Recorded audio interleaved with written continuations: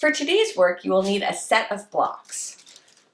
Today I'll be working with these wooden blocks, but any blocks that you have at your house will work just fine. Today, you are going to use these blocks to build a tower and measure your height or how tall you are. Now, the first thing to do is find a nice flat surface to build your tower. You're going to start balancing your blocks on top of each other like this. Now, I recommend sitting down at first, but as your tower gets taller, you probably have to stand up because you want it to go to the top of your head. Now, sometimes you'll notice that as your tower gets taller, it may get a little bit wobbly and fall over. Now, if that happens, you can just take a deep breath like this. Check in with your body and see if you're ready to give it another try. So keep building that tower, and once it's as tall as the top of your head, an extension would be to find a measuring tape. This is just a tool that's used to measure how tall things are or how big things are. This part, the tape, comes out like this. You're going to bring the bottom down to the bottom of your tower and mark it right here. See that it's the same height. Let's see. So right here, it's the same. And that said 25 inches. So this tower was 25 inches. I wonder how tall your tower will be. How tall are you, friends?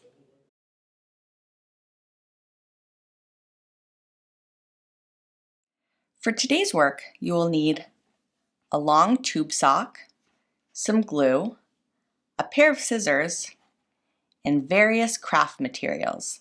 I have some pipe cleaners, some strips of paper, some yarn, some googly eyes. Today, you are going to be designing a sock puppet. Now, the first thing to do is take your sock and you're going to put your sock on one of your hands. So find the opening of the sock, and instead of putting your foot through the sock, take your hand and pull your hand and arm through the sock like this. So your fingertips are at the top of the sock right here.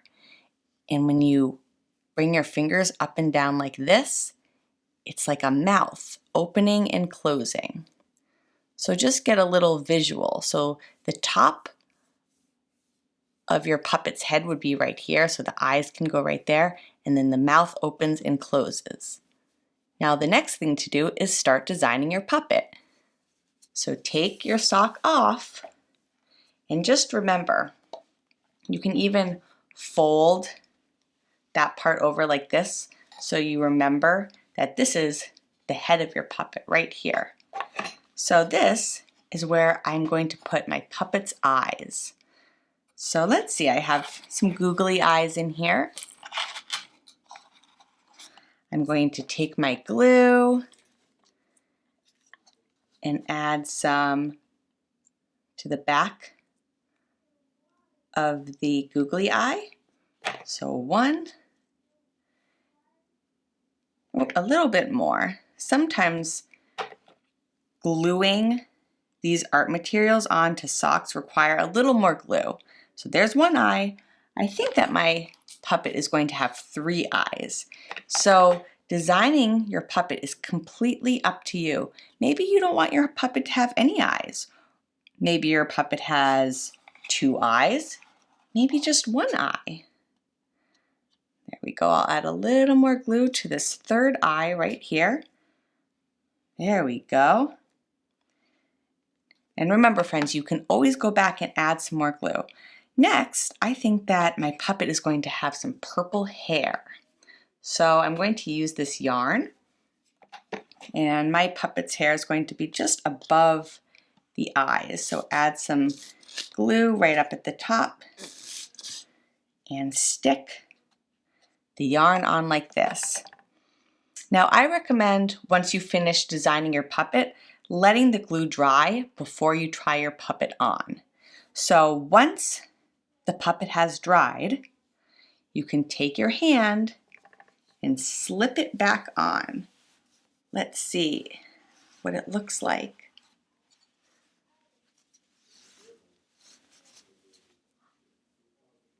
There we go. This is my puppet, friends. You can give your puppet a name, you can talk to your puppet, but designing your puppet is completely up to you. Let's get back to circle time.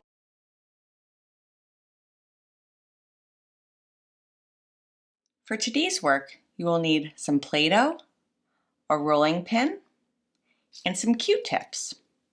Now the first thing that I did was take my play-doh and I used my rolling pin and I rolled it out so that it was nice and flat.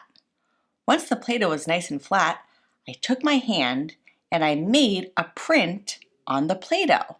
So can you see my hand right here? Let's count the fingers. 1, 2, 3, 4, 5.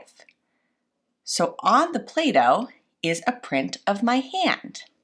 So earlier we talked about how bones are very important for your body because they give your body form and structure. Even your hands have little bones inside of them. So let's use the Q-tips and build the bones inside of my hand right here. So I'm going to first take a couple of the Q-tips out and I'm going to feel my hand. I can feel some bones in my fingers. When I flex my fingers up like this, I can even see how the bones go down, down, down into my hand and into my wrist and up my arm. So right here we only have my hand, but we felt the bones in the fingers and the top of my hand.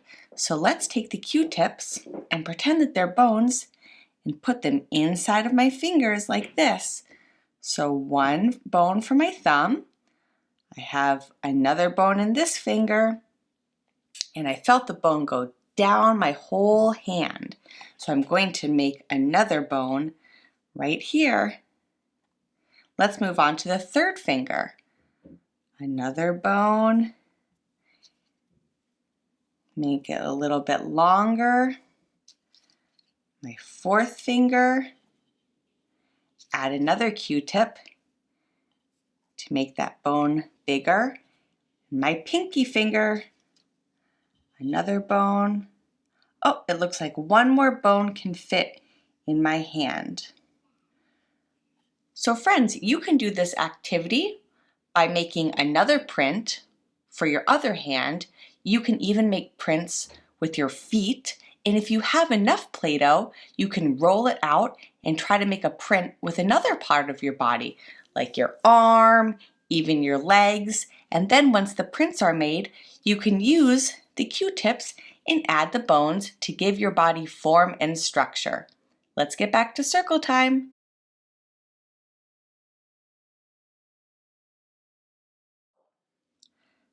For today's work, you will need a piece of paper, some ink pads, and if you don't have any ink, you can just use some washable markers instead. Today, we are going to make fingerprints and then observe how different they look. So the first thing that you need to do is find your fingertip. Now, the fingertip is the top of your finger. So hold out your hand like this and find the tops of your fingers right up here. Right up here is the nail, and when you flip it over, the other side, right here, is the tip of your finger, and this is the part that's going to make the fingerprint. So once you've found the finger that you're going to use, take your ink pad, and you're going to press your finger into the ink. Press, press, press. And when you have some ink covering your finger, bring your finger down to the paper and push, just like a stamp. I'm going to hold up my fingerprint so that you can take a good look. Do you see those swirly lines? I made a fingerprint using my counting finger. So let's try another finger. This time I'm going to use my thumb. And I think I'll use red this time. So I have my thumb, but my fingerprint is going to be made on this part of the finger, the side opposite your nail. Take my ink pad and I'm going to press my thumb in like this. Lots of red ink and push.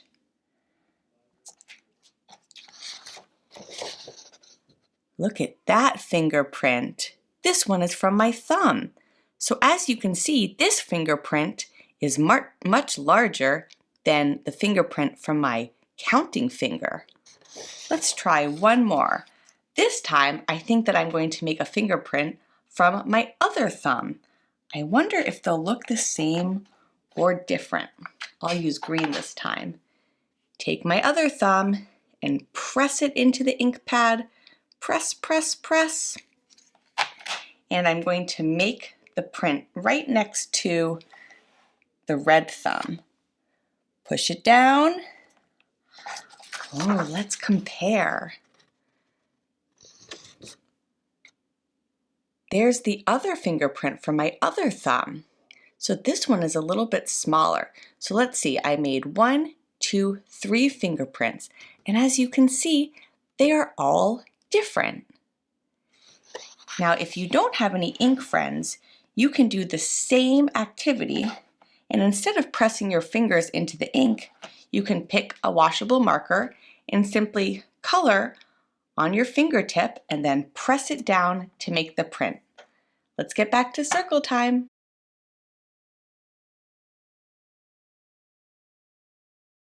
For today's work, you will need some magazines or newspapers, a pair of scissors, and a glue stick.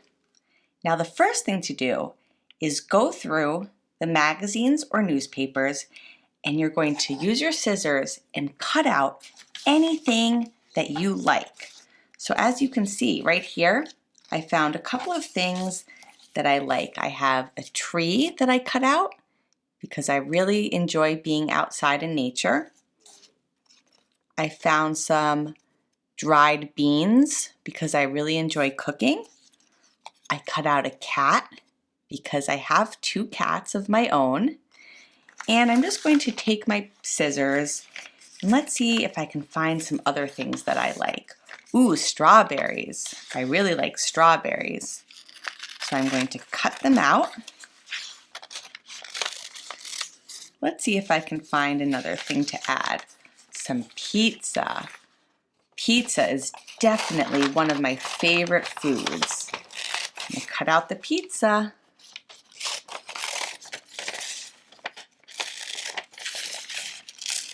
And once you feel like you have enough things that you've cut out, you're going to take your glue stick, open it up, and we're going to glue all of the things that I like onto the piece of paper. So remember, before you glue, you need to make sure that you glue the right side. So when you have the picture, you're going to flip it over to the other side. So you're going to glue the back of the picture because you want the sticky side to face down like this. I also cut out a picture of these 2 hands because I enjoy helping people. So I'm going to flip it over and glue the back side. Not too much glue. I don't want the paper to get all sticky and start to rip. Just a little bit of stickiness. And then press it down like this. And then I'll just continue to add some glue to the back side of the remaining pictures. Now there are a couple of modifications to this work. The first modification would be to have your child pick from a set of pre-cut items, and they can simply just go through the items that are already cut out and pick and choose which ones they like and then add it to their collage. Another modification would be to have a marker and have your child go through the magazines or the newspapers and simply just circle the items that they enjoy. So I see a fire right here. I really enjoy burning fires on cold days, so I'll just add a circle to that. So again, there definitely are modifications that can be done to this work. Let's get back to circle time.